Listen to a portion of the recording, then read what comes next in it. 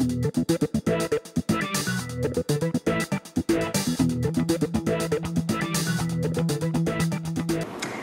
we have an opportunity for a deeper dive on 4 key topics that we've shared with you over the past couple of days. And we have 4 outstanding executives that I'm going to share the stage with for a panel discussion to talk about Seven Dwarfs Mine Train and New Fantasyland, the Festival of Fantasy Parade, Rock Your Disney Side coming this summer, and of course, MyMagic Plus. So for now, I'd like to introduce our panel. First, her key responsibilities include developing local, regional, and national Walt Disney World marketing strategies, as well as leading resort marketing strategies for our on-site hotels. She also oversees growth strategies for various guest segments, including multicultural audiences. Please welcome Darlene Papalini.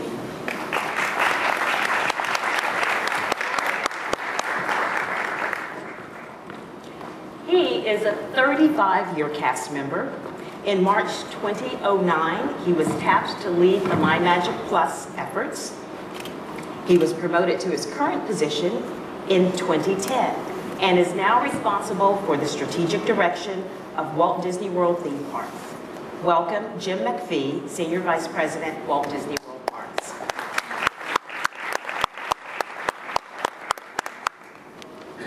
Our next panelist and her team have delivered some of Walt Disney World's greatest stage parade and fireworks spectaculars, including the brand new Festival of Fantasy Parade and Celebrate the Magic at the Magic Kingdom. Please welcome Louise, we call her Lou Murray, Vice President, Walt Disney Parks and Resorts Creative Entertainment. And our 4th panelist. Well, he currently leads the creative team in developing the vision and implementation of the Magic Kingdom's new Fantasyland expansion at Walt Disney World Resort. Please welcome Senior Creative Director for Walt Disney Imagineering, Chris Beatty.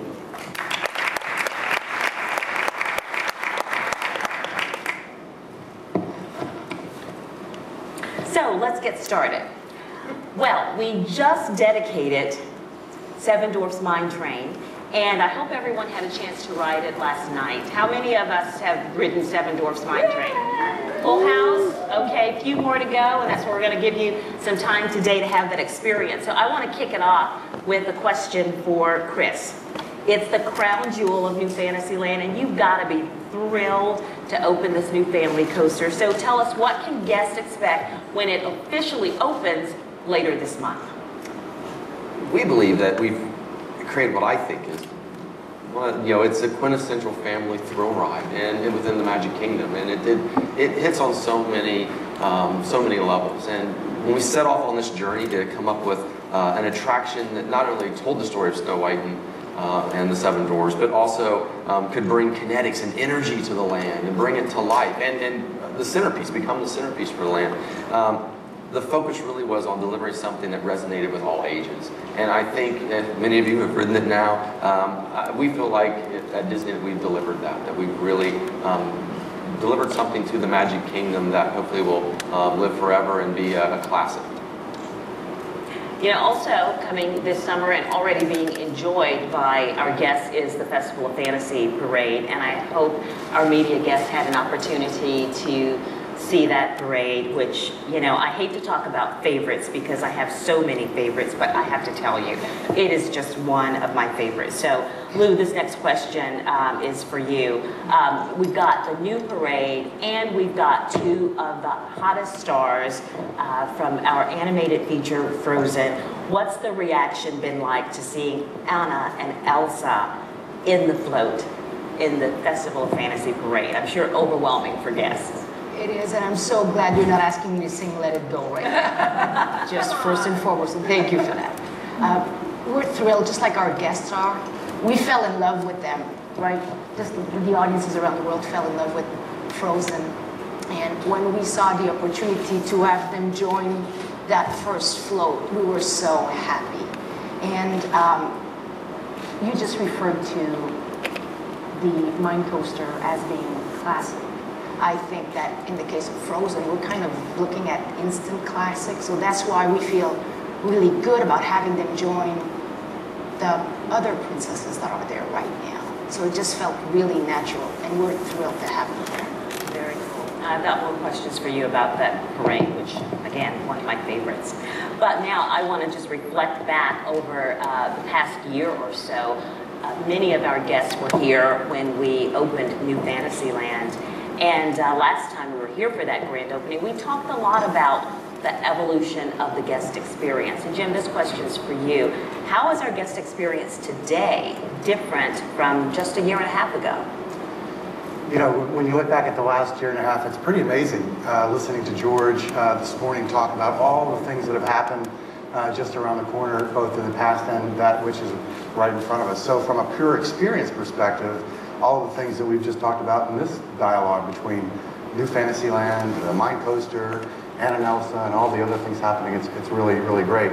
What we're also really excited about is the transformation of the experience in a new and fantastic way for guests to experience even more of the magic through MyMagic Plus. And as Carole said, a lot of us have been on this journey for a while, and our focus was to make sure that through personalization and customization, guests can enjoy thinking about and planning and experiencing their vacation at any time that they want along the way while they're here. So when you were here last, we were just in the process, I believe, of introducing it to our resort guests, and we spent about 6 months, I think, rolling it out to our resort audience to make sure that we were focusing in on learning and understanding the dynamics of something so new and so innovative. Early this year, we introduced it to our annual pass holders, and ta-da, about 30 days ago or so, we made it available to all guests visiting the Walt Disney World Resort. I hope you'll agree our focus on taking technology and creating that as an underlayer of great Disney experiences that we bring to life through great stories is now even richer because guests can think about that experience even before they get here on a much more personalized and customized basis. Physically, if you walk into any of our parks, the turnstiles are gone. Those were removed over the last year and a half or so. We have a much more open environment. No longer does the amazing race happen when the rope drop occurs and people run to Fast Pass locations that were decentralized and distributed. So we're very, very excited about how we've evolved. And I would also say, and how we're just getting started in terms of transforming the experience. So Darlene, it was just a few months ago that we attracted some of the country's most well-known social media all-stars, including a very popular Grumpy Cat. Yes. And Grumpy Cat helped us launch Show Your Disney Side. But now for summer, we're saying Rock Your Disney Side. A little bit of a nuance there. Care to explain the change? Yeah, and it's a real subtle one, quite frankly, because if you think about Disney Side, there's lots of ways to express Disney Side. And so as we were thinking about the summer and all the great product that we have coming out, we were trying to figure out how do we want to express that.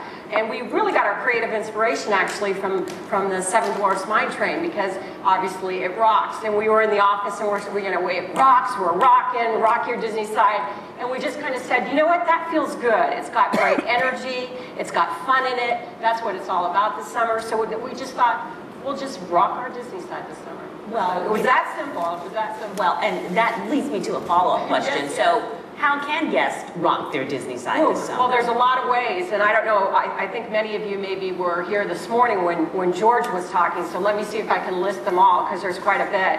I think the first way to rock your Disney Side would be with the kind of what we say is the start of the summer season, and it's our 24-hour event. We'll have our 3rd annual event this year. It's on May 23rd, starts at 6 a.m. at the Magic Kingdom. We're also doing this out at Disneyland Park and at Disney California Adventure.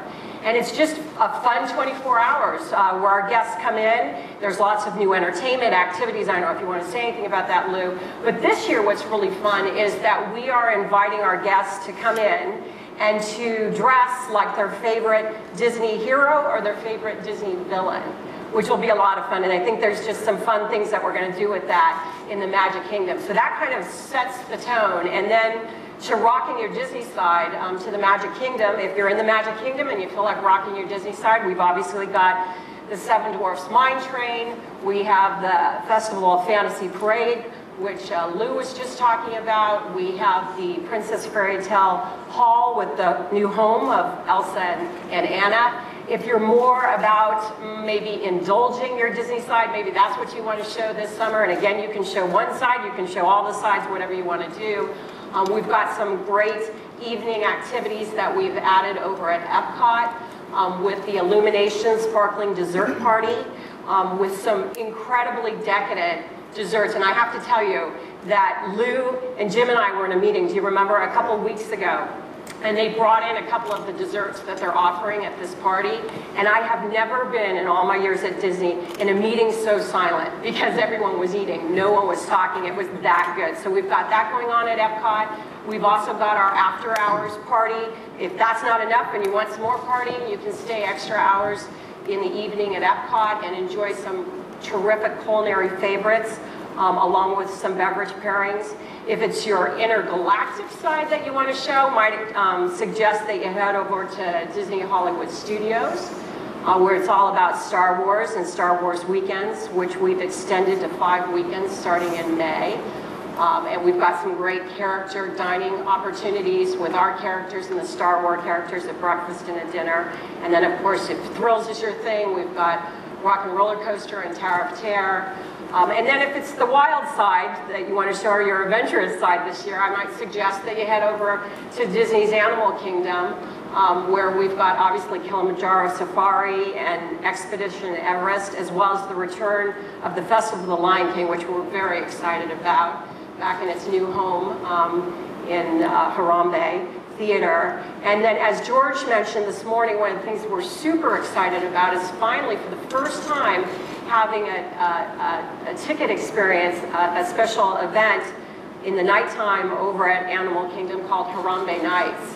And it's an incredible party, kind of a dazzling theatrical production. I don't know, Lou, if you want to talk a little bit about it, combined with kind of a Harambe party and gourmet dining. It's just a fabulous, I don't know if you want totally. to And talk it's one of those what-if moments, right? Yeah. What if we were given access to Animal Kingdom at night? What would we do? And we've got this brand new theater that is looking so awesome. And we said, what a great way to immerse our guests in an amazing experience. Now, we'll need even, I mean, we're already offering a whole lot with that, but if we add an orchestra and choir and amazing talent to come in and help us to narrate Simba's journey, we're going to hit it out of the park. I mean, all of us fell in love with that, too. Yeah, that was one meeting. that we all did, too, at a great meeting, too. Yeah. Totally. Yeah. Totally. Well, So hopefully that's enough to rock your Disney yeah, side. I think and it's already everything. May 23rd. There's a lot, I know. Yeah, I'm ready to jump in. Well, you know, with all of that going on, I can imagine that MyMagic Plus and My Disney Experience will be quite the things to help our guests make the most of their Walt Disney World vacation this summer. So, and it's described as a program where guests can design the vacation they really want. So tell us, what does this really mean? Especially coming up with such a big summer for our guests to really Well, I think, you know, feel the essence I of hope you'll all MyMagic agree Plus. that a Walt Disney World vacation experience was pretty stellar and is pretty stellar today, each and every day. And what we wanted to do was take as much anxiety out of the day of experience as possible. And we felt as though if we were to take a look at the great experiences that we have and match them with the consumer trends that are in place that in our lives each and every day about real-time information, instant gratification, wanting something the way we want it, when we want it, the notion of creating the opportunity to pre-arrival engage even before guests get here. In fact, as they're sitting in their living rooms with their family and start to think about what they want to do, how they want to do it, and when they want to do it. Those were the principal tenets of what MyMagic Plus was all about. And we've seen an extraordinary improvement that we hear from our guests on their experience. Many of our guests say that their Disney vacation is better having had the opportunity to engage in MyMagic Plus now, because again, the shotgun start at 9 a.m. rope drop is a little bit less pressure, you know, as you're thinking about it, and families are enjoying the parks more and more together and in a much more immersive way. So, you know, I'll give you an example. This morning, as you all know, we announced the opening of the Mine Coaster on May 28th, and it is working its way through the My Disney Experience website and apps. It's on the website right now, and think we've had over 50,000 signups, if you will, for Beyond. Oh, we got hand raisers. Look at there. Already got You were the ones. All right, great. So I think that's great, you know, and I think, again, if you're into the pre-arrival engagement or if you just like to walk in the park and experience it on your own, we're very focused on making sure MyMagic Plus is about your choice and the choice of our guests. And that is the tenets of what our experience has always been, just taken to a whole new level through MyMagic Plus. So lots of opportunities to create new memories this summer. And then speaking of new memories, capturing those memories, there's a Memory Maker feature as well. Right. Can you tell us Memory about Maker that? is a very, very powerful component or element of MyMagic Plus. Many of you, I'm sure, are familiar with PhotoPass, and PhotoPass has been an extraordinary introduction of the opportunity to capture vacation experiences digital. Memory Maker is the next evolution of that, and guests have the opportunity to engage either before they get here or once they're here on site in Memory Maker itself. It is an all-in-one capture of every photo, every picture that was taken throughout the vacation experience. And I don't know about you all, but I kind of like to be in the picture sometimes as opposed to being the one holding the camera. So Memory Maker allows me to do that with my family. So we're excited about Memory Maker because it really bundles everything together for the guests to be able to have a great experience while they're here, and more importantly, savor it when they return home by having access digitally to all the photos that were taken along the way. So Memory Maker is out of the gate strong, and a really important element of just that savoring of a Disney vacation experience. And speaking of out of the gate and out of the gate strong, Seven Dwarfs Mine Train. So thanks for that little news update. But in addition, Seven Dwarfs Mine Train was named one of the top coasters of 2014. And it hasn't even officially opened yet. How about that, Chris? So tell us. Yeah, you're rocking it. So what sets Mine Train apart? What do you think the perception is that sets Mine Train apart? Yeah, I think it's what Disney, like I said, it's sort of what we do best, and it's create family experiences that really resonate with everyone. I think with Mine Train, it's the combination of an amazing coaster experience and how we brought that to life, and it's also an amazing dark ride at the same time. We broke ground in a couple of really unique ways, and one's the dwarves. They're amazing, and many of you have been through the mine. I think we've set the bar now for animated figures in our dark rides, and they are spectacular. Amazing, amazing partnership with feature animation. And believe it or not, Lumiere kind of played an important role in bringing them to life, because a lot of the challenges that we had as Imagineers and storytellers with Lumiere and making a little 12-inch candlestick be able to talk to you for 12 minutes, 15 minutes, that was quite a challenge. But being able to bring his personality to life and the technology to do that really aided us in advancing the dwarves and using leveraging that technology to bring them to life. And feature animation, we're great partners with them because it's really one of the first times that you're seeing the real animation of the animator, their hand brought to life. And Lumiere was really sort of that half step to get us there. That was exciting. And then the coaster and the technology that went behind the coaster. And it's funny, a lot of times, we talk about technology and how incredible it is. A lot of times it starts out very, very simple. I remember the first time we came up with the idea for making the bucket swing, and we'd watched the film several times, and we were trying to figure out, well, what do we want the experience to be? What do we want to do? And the little deer pulling the bucket and it was swinging. We said, well, that would be great. A journey through the mine with the dwarves. And our ride team goes, great, we'll mock that up for you. And then a week later, we get this phone call, and they said, can you guys come out to the parking lot? Now, back in California, we have a parking lot that we do mock-ups in. And this parking lot is right next to the train, the Metro link. And so the train goes by about, especially at 9 o'clock in the morning, the train goes by like every 10 minutes. And so we walk out to the parking lot, and they have this plywood box, not a cardboard box, but it felt like cardboard. A plywood box, and it was ratchet strapped to the back of a pickup truck. And they're like, well, get in. And I'm like, in the box. And they're like, oh yeah, it's safe, get in, don't worry about it. So if you really look at the video that we launched at D23, there's a short snippet of us riding around in this plywood bucket and on the back of a flatbed pickup truck. And the funniest thing about it is the people going by on the Metrolink at 9 a.m. because they're going by out the window like this, like, who are these idiots riding around in a plywood box at 30 miles an hour in a parking lot? And so sometimes the most high-tech and the most technology-driven thing that's a marvel starts out in a very small, sort of basic, in a basic way. And so that's one of my favorite parts of this project. One of my favorite memories was sort of that morning. By the way, I mean, we spent a lot of time in that plywood box, and we learned a lot. And it really did help inform the ride that you all took over the past 24 hours. So it's exciting. It's a couple things really set it apart as unique and different, and the jewel of the Magic Kingdom.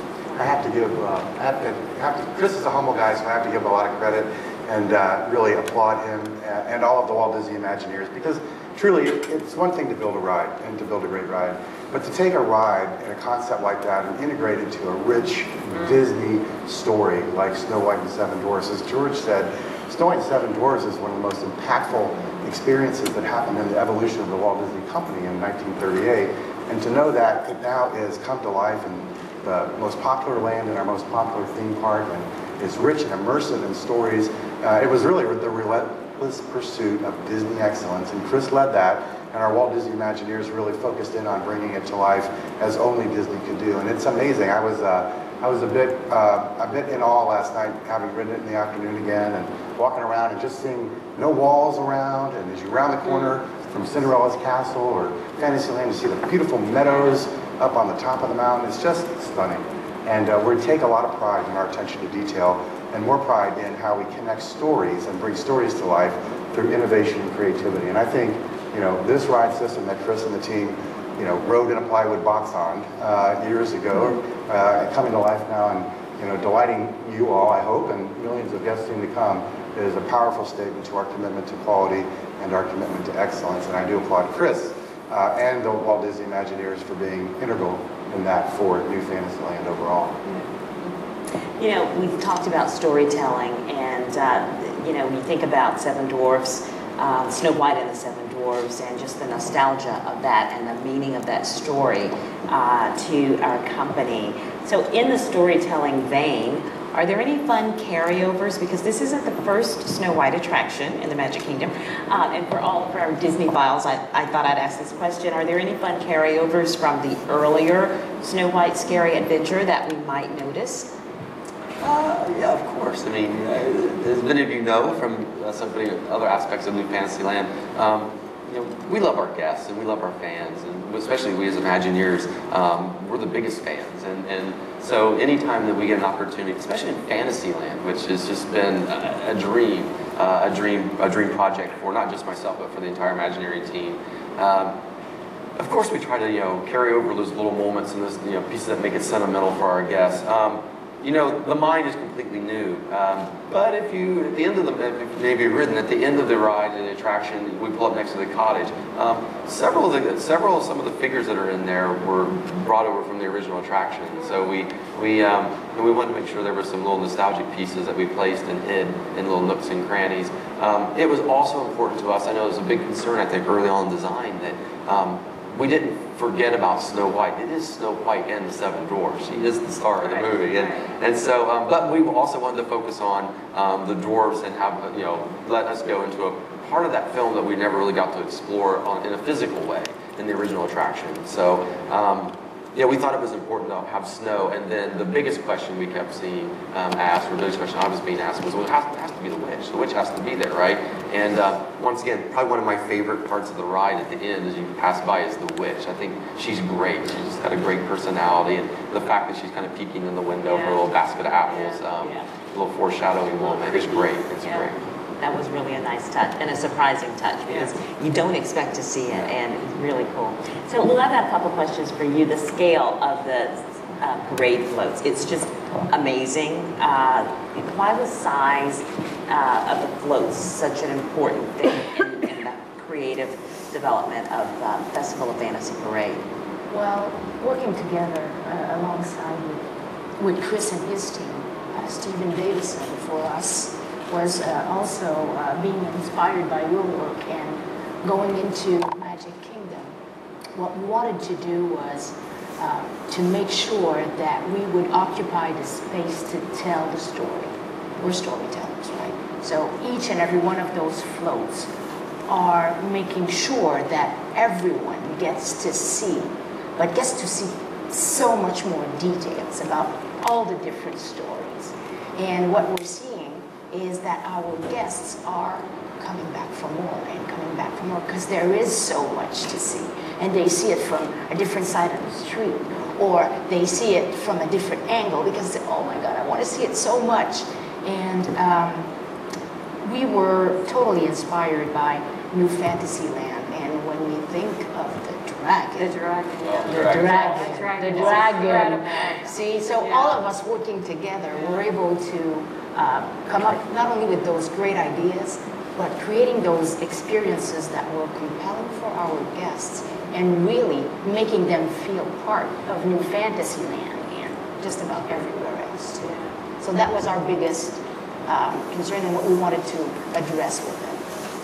And you accomplished a few firsts with Festival of Fantasy as well. Tell us about those. How many of you have seen the parade, just so that I know? So you're seeing, first you saw the scale, right? So it's like, wow.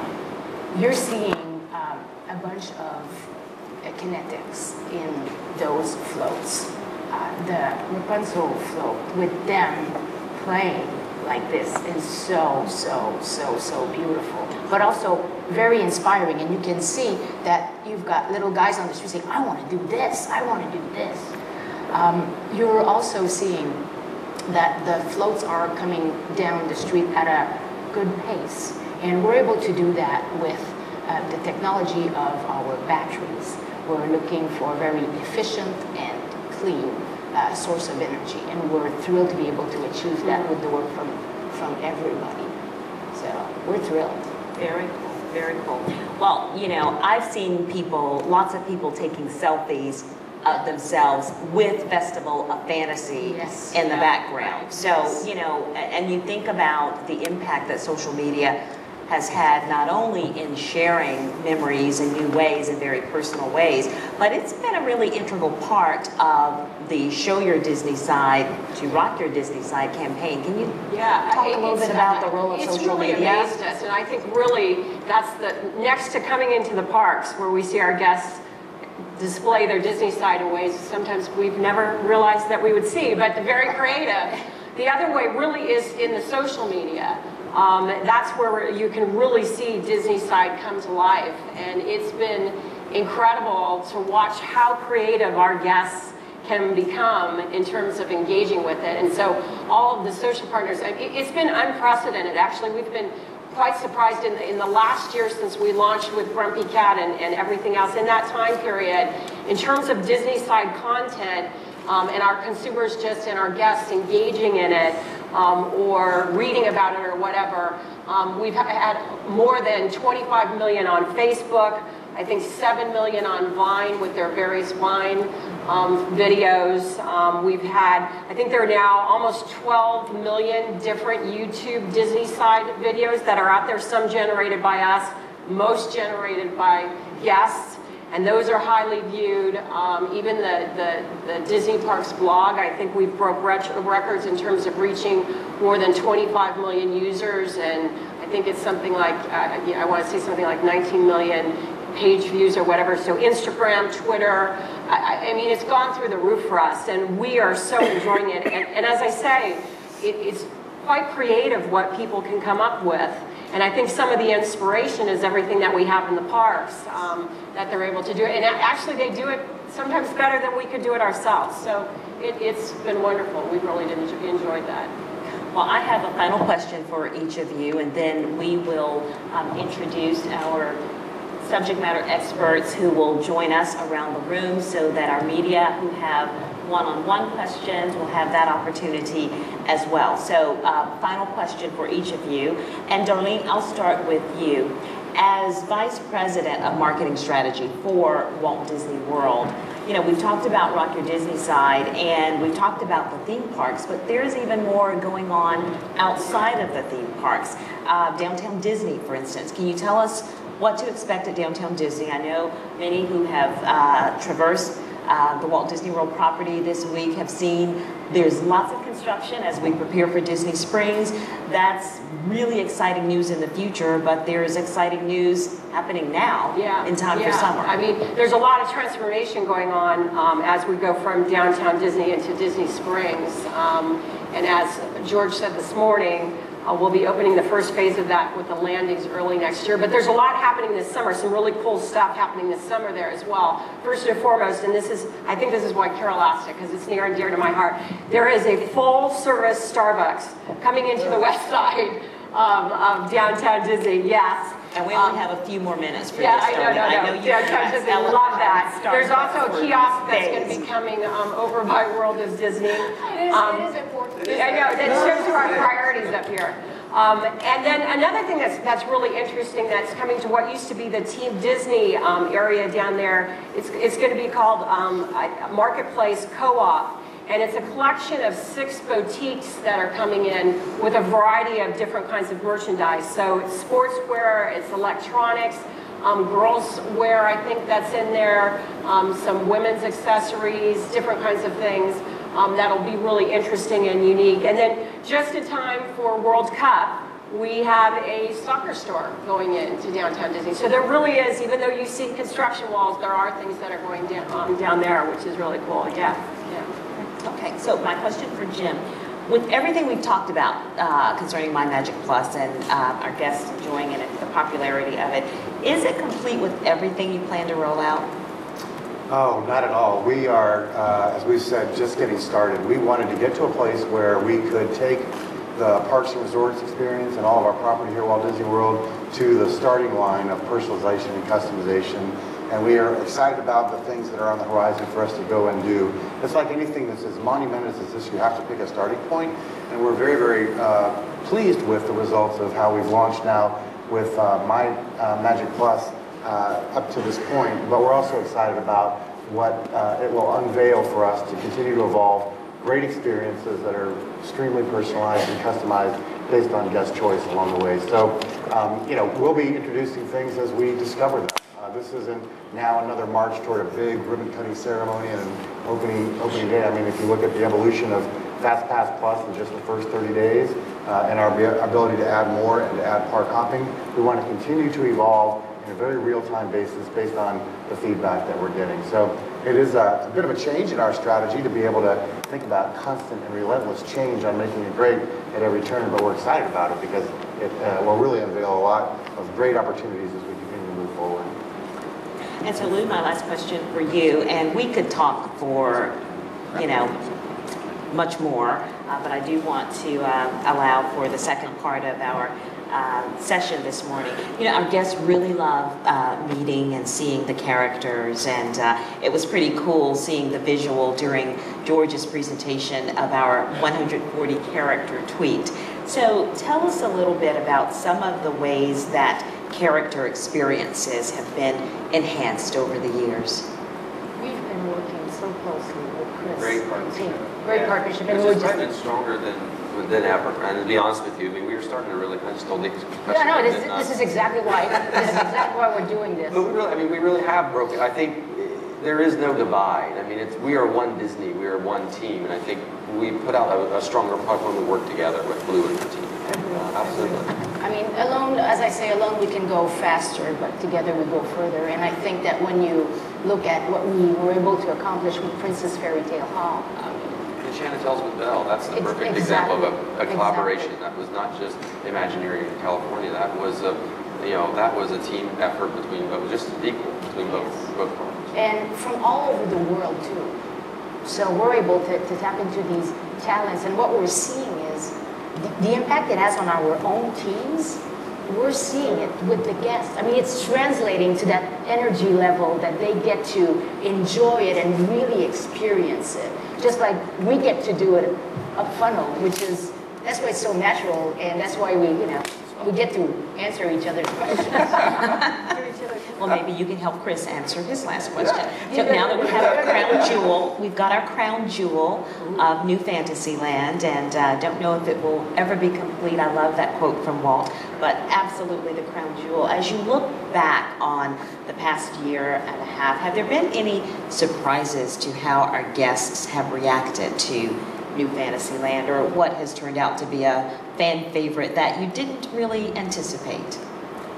You know, I believe a number of things. I would say, to start with, I think what we as Imagineers are most proud of, and this is, once again, this is, you know, Jim kind of gave us kudos, and I'm giving it back to Jim and our leadership team. I've been amazed that from Tom Staggs down, the leadership and their willingness to really let Imagineering push the boundaries of the guest experience. And I think it shows in New Fantasyland. It shows, I take pride, and I'll tell you, if you ask anyone on our team, what we take great pride in the New Fantasyland, it really is that we've tried something different in every attraction. And if you think about it, from the queue at Dumbo, the new queue lounge, and the new way to experience, you know, doing away with the line. Like, let you go and play, and then you out and have that experience. Winnie the Pooh, the wait a little, play a little. You know, play while you wait. Then you're awesome before you know it, you're on the ride. To a brand new mine train that has a swinging bucket and state-of-the-art dwarves that have been brought to life in a brand new, unique way. To Enchanted Tales with Belle. Belle, to me, is probably the answer to your question, which is, we knew we were on to something unique and different. And we knew from their first play test, and by the way, that's a huge leap, to approach Jim and his team and go, we want to throw out we want to throw out the thinking of a meet and greet. Completely throw it out. And we want to deliver on that experience of that every guest expects, that when they come to our park, there's that connection, that personalization moment with that character. There's that moment where they feel, you know, that there's no one else in the room. That is the driver for that experience. And we went to Jim and the team and said, can we shake it up? How do we do this differently? And I think we knew we were on to something early, and Lou's team quickly came on board. We worked together. We crafted it. We play tested it. And I tell you, right out of the gate, the play tests were some of the most successful play tests we've ever had in the history of our company. We knew that it resonated throughout with all ages. Even though it's meeting Belle, there's something for fathers, for mothers, for teenagers. It's funny. It's got heart. It's charming. It's a different show every time you come back. I think at the end of this project, I look back and I take pride probably in that attraction most of all. And mine, ride it, we love it. It's fantastic, of course. But I think what we do is story at its heart. And I love standing. I've stood at the end of that attraction and I've cried. Because, and I don't even know the kids. They're not even our children, right? But you have those moments, right? And that's for us as storytellers, as Disney, that's what we're all about. Story and heart. And I take great pride in that attraction. I take pride in all of our attractions. That was probably the one I say, to me, at the end of this long 5-year journey, I look back and say, that's who we are. Well, Chris, I remember the last moderated panel that I hosted with you, and there was a moment where I think we all got a little bit weepy, and you just created that moment for me talking about New Fantasyland. I want to thank you all. It's been fun. It's been fun. We could talk for much longer. We absolutely could. But we have some other folks in the room who will be available for our media guests to ask questions of. And I'd like to introduce them and ask them to come toward the stage. They will be stationed underneath the circles on either side of the stage, as well as in the curved area in front of the stage where there are 2 chairs. So first up is Gary Daniels. He's Director of Project Management for MyMagic Plus. And Gary will be available for any questions you have about MyMagic Plus. Next up is Sarah Fox, Director of Marketing Strategy. And Sarah will be available to talk Rock Your Disney Side. Is Sarah in the house? Hi, Sarah. Come on up. Carrie Mattson, Director of Marketing and Sales Strategy for Disney Cruise Line. Carrie, if you'll join us in one of the, there she is. And she's wearing blue, royal blue. Very themed for Disney Cruise Line. Ken Potwa, Senior Vice President, Adventures by Disney and Disney Vacation Club. Thanks for joining us, Ken. And Randy Wojcik. Randy is show director of the Disney Festival of Fantasy Parade.